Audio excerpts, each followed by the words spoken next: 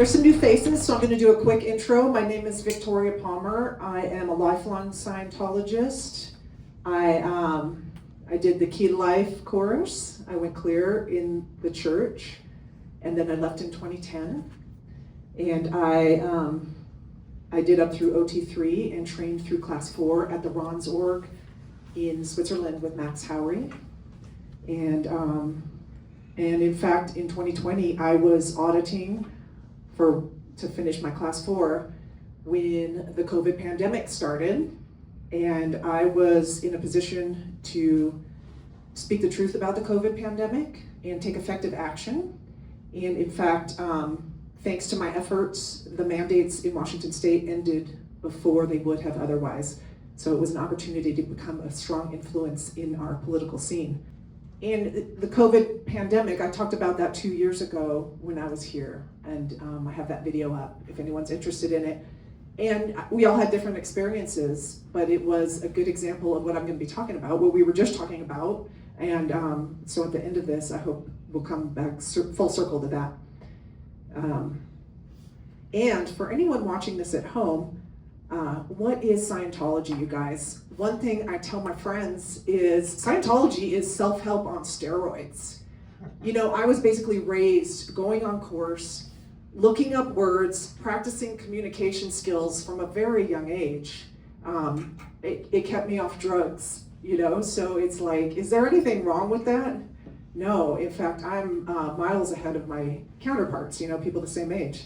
So, you know, that's what Scientology is to me. At the very least, you know, obviously you go higher. We are rehabbing our natural abilities, is all we're doing. But okay, my experience during the COVID pandemic led me into getting politically active in the Seattle area. And so in 2023, oops, this is timed out on us, huh? In 2023, I ran for Seattle City Council, and I did not win that. But then in 2024, I ran for the State House in Olympia, and I did not win that either. But I did go on to win my next election, which was last December. I was elected, I'm an elected officer for the King County Republican Party, and that is a public office. Thank you.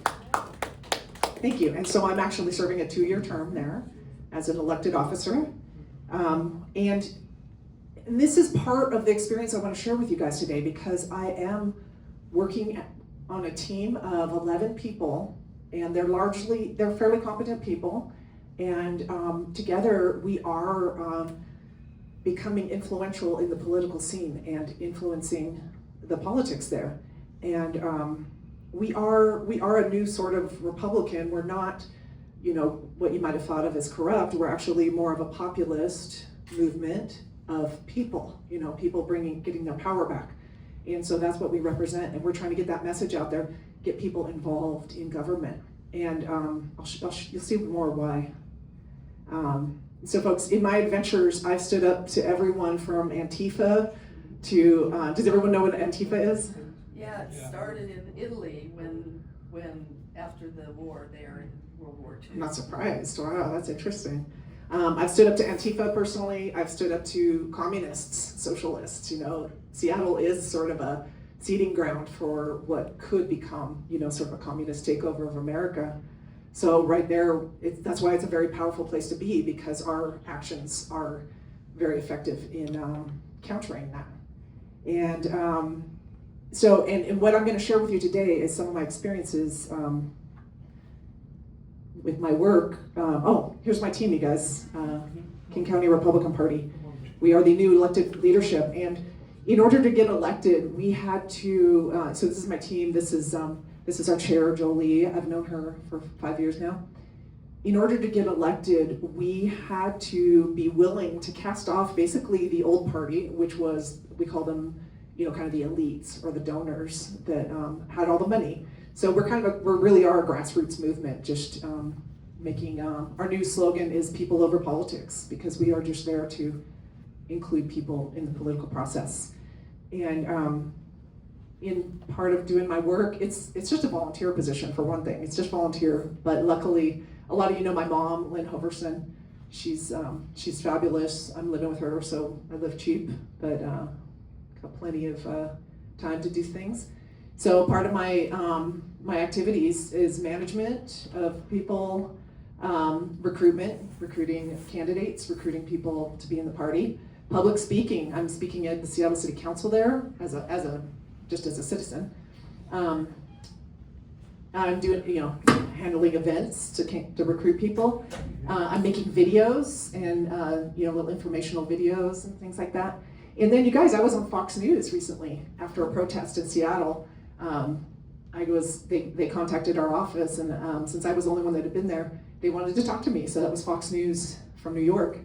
I had to stay up till 2:30 in the morning so that it could be live in New York at 5:30 a.m. So that was pretty fun.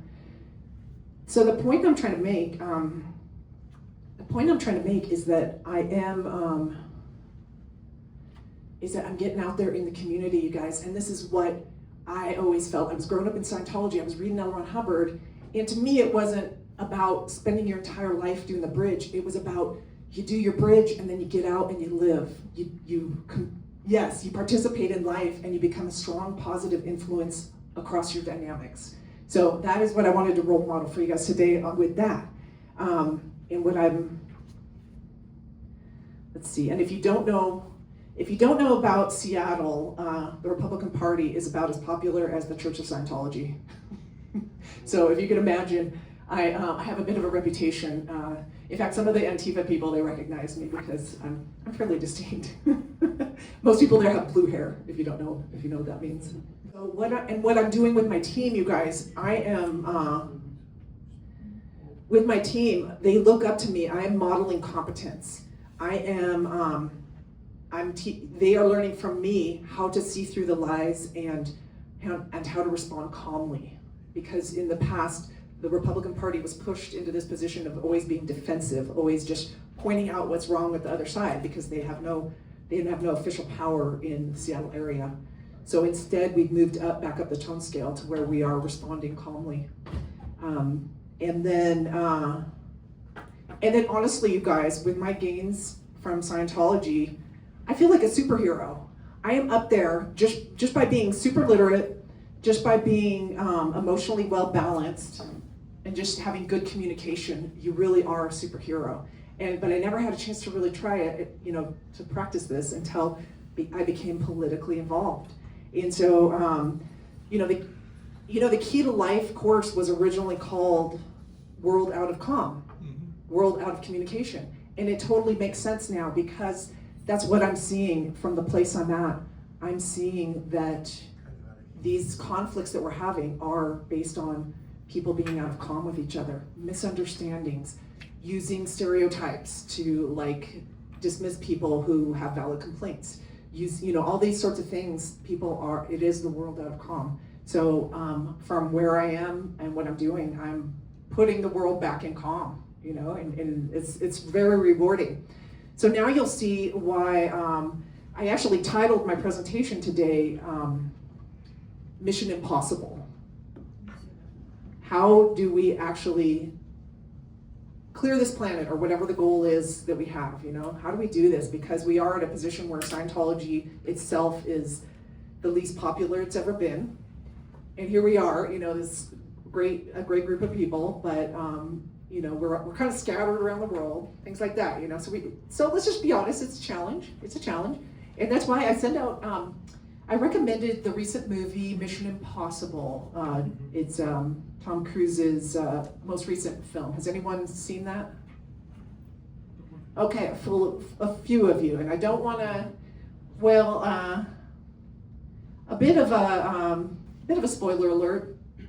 The good guys win. How about that, you guys? And that's why I wanted to use it as a good example here. In fact, actually. I've got a 2-minute trailer here, you guys. It's going to get us in the mood. This can't all be true.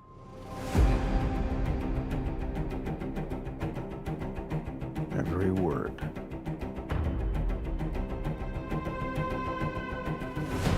CIA Black Vault break-in. Am I reading this correctly? The Kremlin bombing? In fairness, the bomb was actually meant to kill him. He gassed a security briefing. That was just 2 months ago. This explains the handcuffs. It's still not clear why he's here. If we want to bring the world back from the brink, we have to deal with him. Should he choose to accept? Smart people on every side are close to panicking. What exactly is your plan?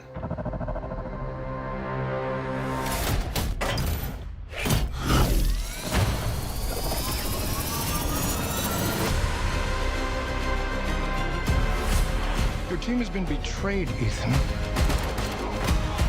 All your secrets compromised. Everything you are, everything you've done, has come to this. You gave him an aircraft carrier?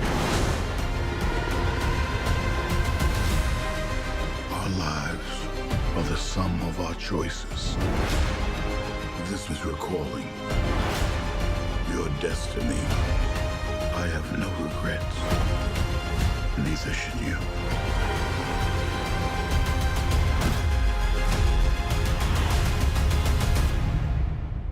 I need you to trust me.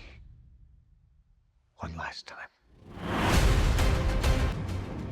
Wow. I do highly recommend watching the movie, guys. As you can see, it's quite action-packed, though, so get ready for fun. And think what you will about Tom Cruise, you guys, but honestly, he is a good role model of someone who's just attacking life fearlessly, going for it. And so, we can talk about him himself. But the bottom line is that the movie has some very interesting themes. In it, a rogue AI called the Entity infiltrates cyberspace to the point where it can influence humans, even possess them, by manipulating the electronic images to tell a story that compels their behavior. The Entity works its way into the nuclear arsenals, pushing the world to the brink of war. So it's a very interesting problem they face as far as,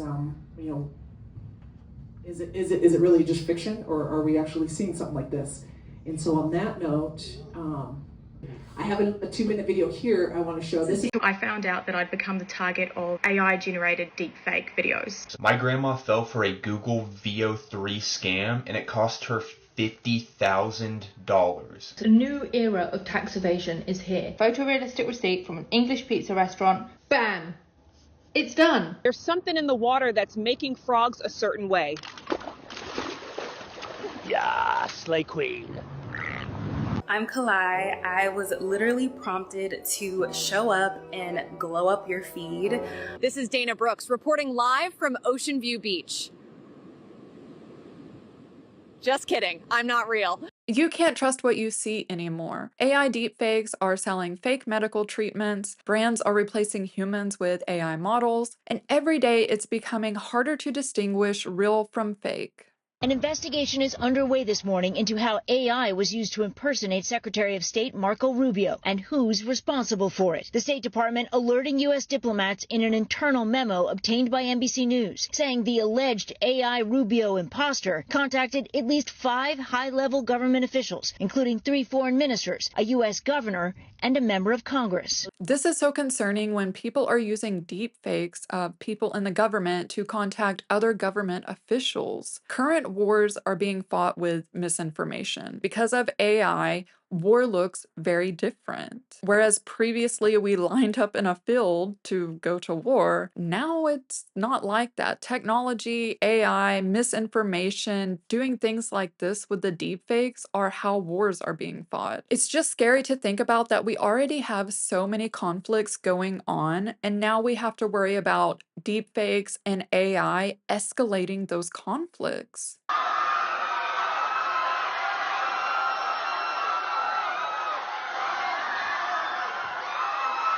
People are generating these videos where these monuments around the world have some type of tragic event going on. And a lot of people watch these clips trying to figure out, is this real or not? They get a lot of views, they get a lot of comments, and this just encourages people to continue generating this content. The start of the caption also reads as if this was a real event. Latest news: Barcelona's Familia engulfed in flames in an event that marks a critical chapter in its 142 years of construction.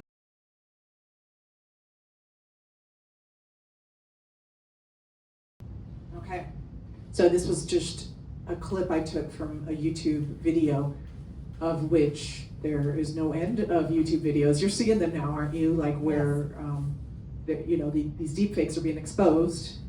So, but they're getting more and more believable, aren't they? Some of these deepfakes. It is, let's see, I'm just gonna put this one on. And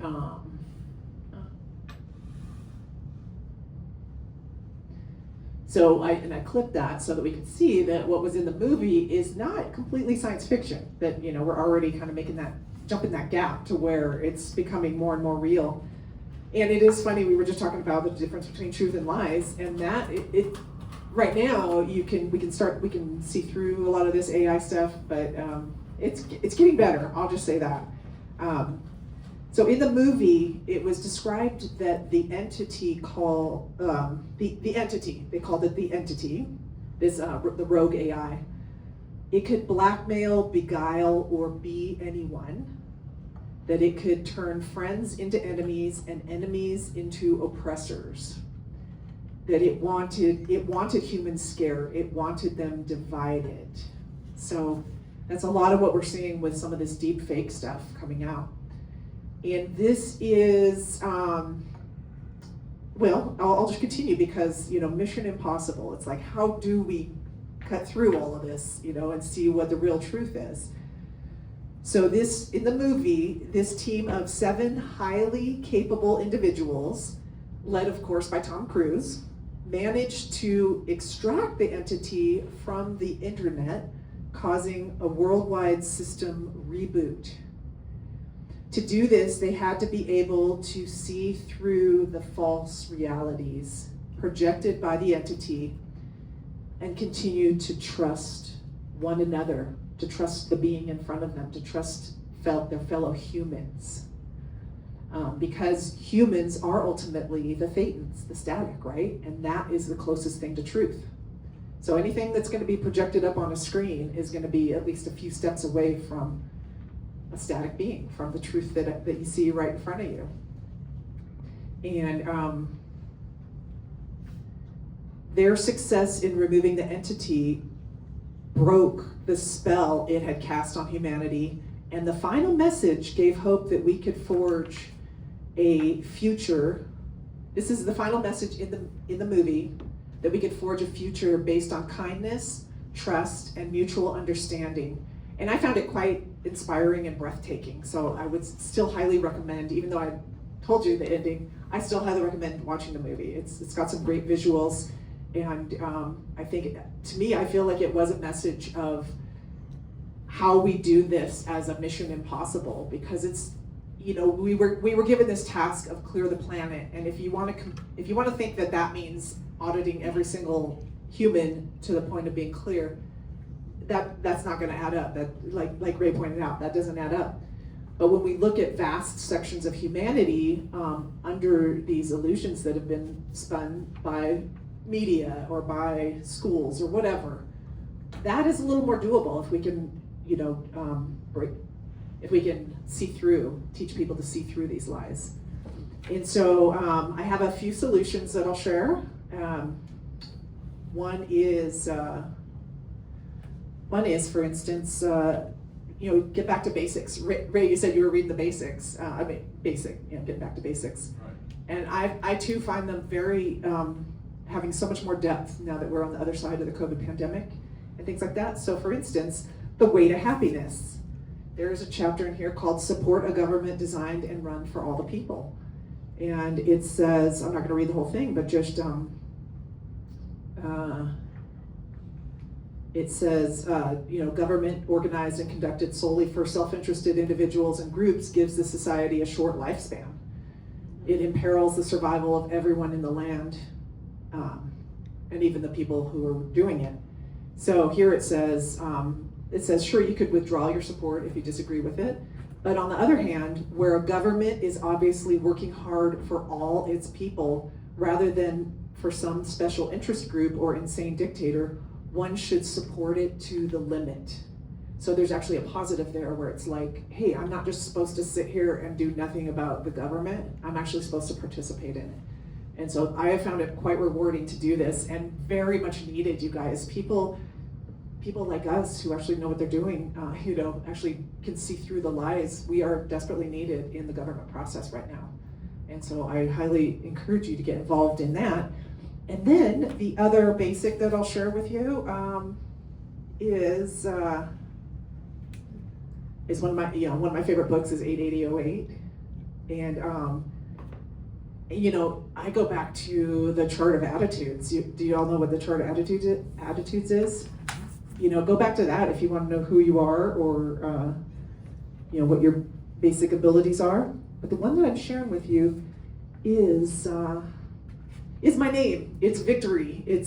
Or as they call it here, winning. And if those of you who were in the church for a while, you always want to end on a win. There's a very good reason for that, and it's because then you're your cause over that piece of time that you had. So winning is, and Ron gives you everything you need to know about winning here, whether it's in life or government or anything. He says, it is noteworthy that as the pre-clear ascends the tone scale, his desire to win increases. Those low on the tone scale, even when they think they are trying to win, will almost uniformly set up their problems and solutions so that they will lose. To win, one must wish to win. When one no longer desires to win, one no longer desires to live. Yeah, because ultimately, you guys, you're the Thetan, so your wish to win that's the trump card over everything, is your wish to win. And so, so as much, obviously we're all playing little games with ourselves, where we lose and stuff like that. It's kind of randomity, but, and so get your auditing where you need it, but ultimately being a participant in life is the most important thing, and winning in life and expressing that desire to win. And so, those are, and also in the course of this political experience, I have been auditing 3 or 4 friends that are new and they needed help. And there's no better way to disseminate than to just be a positive role model. And then people are like, wow, what makes you so special? And I'll be like, well, it's called Scientology. And then I just give them an intro auditing or something like that, and they're doing so much better. And so that is how it will eventually shift the narrative about Scientology itself. And the other thing, I want to give big credit to Kay Shepard's Power Pack, that her conditions formula. I did those with her a year ago. And what they really do, and so ask her for a pack, she'll be happy to send you one. And her pack, it's basically the conditions formulas, but they were rewritten to make them very accessible, very doable. And it really is, because she worked with me one-on-one, and she will work with people too. You just have to go to LA or wherever. She worked with me one-on-one, up the conditions, and what they do is they put power back in your hands. Whereas the conditions that we get in the church, power is always kind of this thing at the top that's unattainable, it's like, how can you actually, it's defined by your stats on post. Are you kidding? No one can ever be in power then, right? So the power pack that she has really makes it definable, a step-by-step process to actually put you back in power. So I highly recommend that. I highly recommend the series by Ron, CDs called Admiration and the Renaissance of Beingness. And it's, he was doing that at the same time as the PDCs, but that is such a lengthy pack that I really feel like the Renaissance of Beingness boils down what we're doing in Scientology, because it was never about doing this actually. It was about restoring beingness. And then so if you go in that direction, then you just kind of enjoy the doingness without having to invest in the outcome. So anyway, I found that series of lectures very, very inspirational.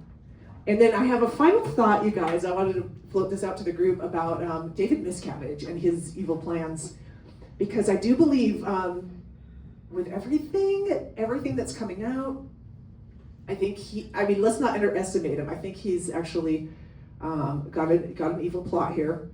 Because one thing is, Ray left in the 80s, and a lot of you guys did in the 80s, and then there was another purge in 2010 when we left, and then you thought that would be enough, but he's been purging people again and again. I mean, I've talked to people that they loved with David Miscavige, but for whatever reason they got kicked out, so he keeps pushing people out. It's really, I think running the team is just him and, a handful of his, lackeys is all that's left.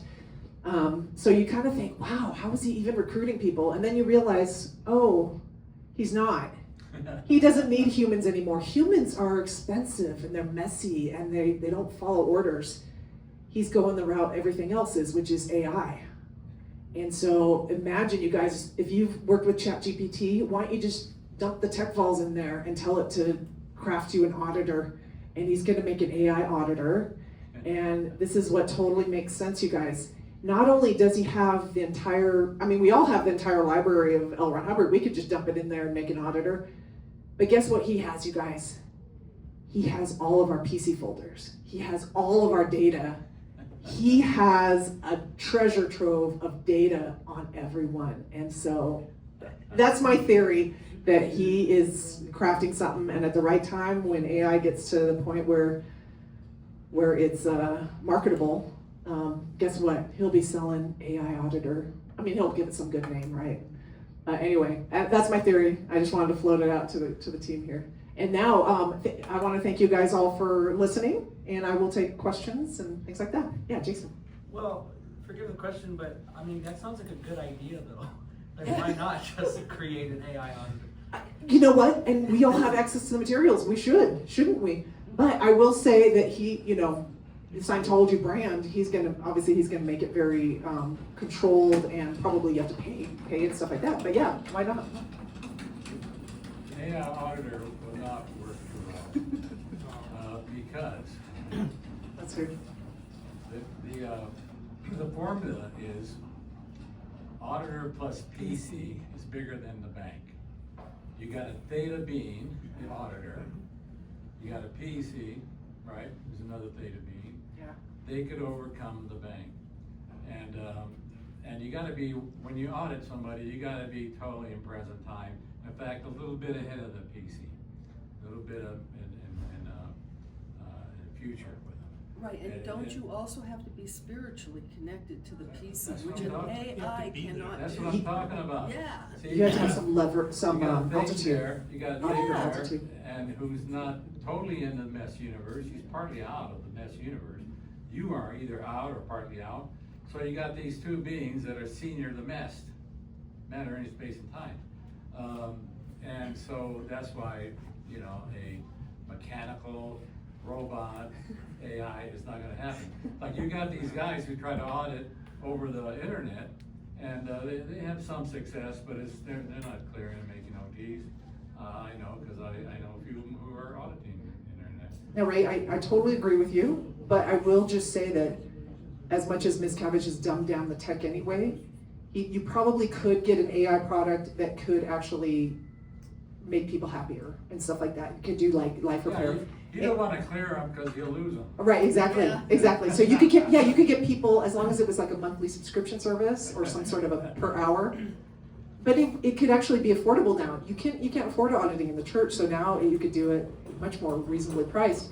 So he could provide a product like that. And actually, everyone could be audited by L. Ron Hubbard now, because you can just do an AI L. Ron Hubbard. So, right? Well, it might wind up being audited by David Miscavige. David Miscavige himself.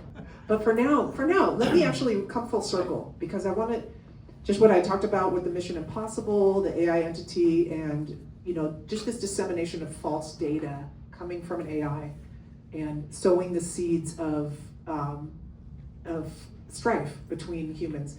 Let's come full circle to where I talked about the COVID pandemic, and then also just, the idea of our government and what, the fighting between, say, Republicans and Democrats. Do you think someone is wanting people to fight about these things? Oh, it's a third party. Yeah, for sure. Exactly. So that's why I say, we all have different experiences, but it does I would say it does behoove you to, do your research and see the truth behind these things especially before we're fighting family members, co-workers, people on Facebook, things like that. Let's be honest, what is there really to fight about? What is there really to fight about? And so then, maybe it's that we need more auditing. Just lies. Just lies, yeah, exactly. If it's not a lie, fine. Yeah, exactly. And I mean, there is a role for fighting. It's kind of part of the spirit of play, and so if you can do it just with a light heart and not take it too seriously, and then pick the other guy up afterwards, then. I think I'm great talking about that. I think there's Any other questions for me, you guys? Yeah, Victor. My question is about Tom Cruise. Okay. In past times, church mentioned Tom Cruise as a hero all the time. Every event they say Tom Cruise is so hero. Last year they even not mentioned him. Maybe Tom Cruise switched to Freezone or not? I like that. I know last year he did show up at an event. It was in England, and it was like he flew in. Remember, that was a big event there. So I believe he's still on church lines. But and the most recent headline was his new girlfriend was joining the church. Something like that. Did anyone else see that? Yeah. So I'm afraid he still is in the church. But you know what? Could you imagine if he defected? That would be huge. So maybe we should postulate something like that up, huh? Let's do it. Let's do it. I want Tom Cruise. Well, you know what how they are. They're protected by people. It's like, so, I put my videos up on YouTube. I hope he'd see one of them. I think that might inspire him to see that. Because he doesn't even, I have a feeling he's protected, that he doesn't really know what's going on in the church, but he must have a feeling there's something wrong because of all the bad publicity. Something happened to him. Something happened. Yeah, you are right that he hasn't been as public about it. And I have read stories about that. I believe he was getting pushback from reporters and stuff like that. And so that he just said, hey, no more talking about it with reporters. I believe that's what it is. And then, so it hasn't been as public. I think that's what it is. Let's talk more about that tonight, though. Okay, you guys, anything else? Because I will go ahead and wrap it up. Thank you so much for listening. I appreciate an audience like yourselves that I can do some psychology with.